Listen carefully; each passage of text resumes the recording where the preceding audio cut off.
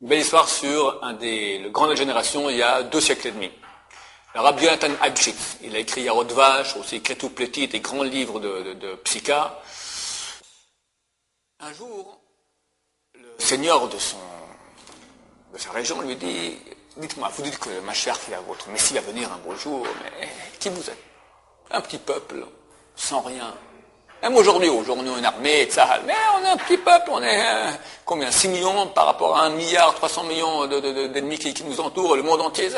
Faut pas rêver, d'accord? Avec la meilleure armée du monde, on n'est rien. Le Rav Shark disait sans cesse, faut pas croire qu'on est ce qu'on n'est pas. On est des petits, très vulnérables, faut faire attention. Alors comment? Lui dit, plus forte raison à l'époque, on n'avait rien du tout, on était un peuple en exil. Votre Messie viendra, il y a des armées, l'armée prusse, l'armée russe, l'armée française, l'armée britannique, des immenses grandes armées. Comment votre Messie viendra? Comment il va faire la guerre? Comment il va montrer qu'il sera un grand? Du coup, je te montre. Dis à tous tes seigneurs, dans 3 jours, on va faire un concours de combat de coqs. Que chacun prépare bien son coq, on verra qui sera vainqueur. Moi, je mènerai mon coq aussi, on verra. Je te montrerai que moi, je serai le vainqueur. Ah ouais? Ok, très bien. Le roi envoie des édits spéciaux à tous ses seigneurs. Venez, dans 3 jours, chacun amène son coq de combat le plus fort, et on va voir maintenant qui va gagner. Après 3 jours, les trompettes, les drapeaux, tous les seigneurs qui sont là, et le roi s'installe, et chaque seigneur amène son coq, des coqs flamboyants, des coqs cruels, forts, puissants.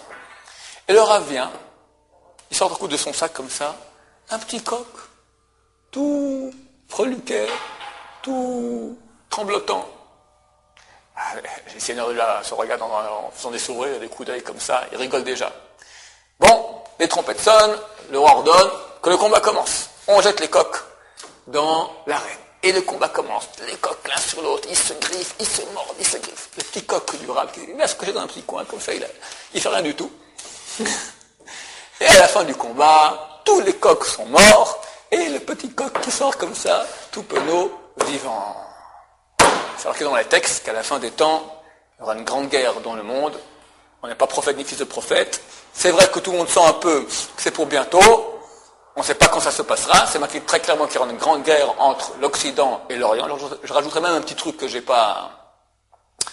C'est marqué dans les écrits de Rabbi Yoshua Eshel Meapta qu'à la fin des temps, les peuples voudront faire la guerre entre eux. Mais ils verront que s'ils font la guerre entre eux, le seul qui va en profiter en fait, c'est le peuple d'Israël. Alors, ils vont tout faire pour ne pas rentrer en guerre. Mais néanmoins, c'est marqué, comme ça a dit Rabbi Joël Meapta, par la tignasse de leur chevelure, de force, ils seront obligés de rentrer en guerre. Et il a rajouté, on peut dire cela en mon nom, comme si on entendait de la bouche d'un prophète. On a un exemple éloquent de cela par le combat de coq de Rabbi Yonatan Abshitz. Bonne journée.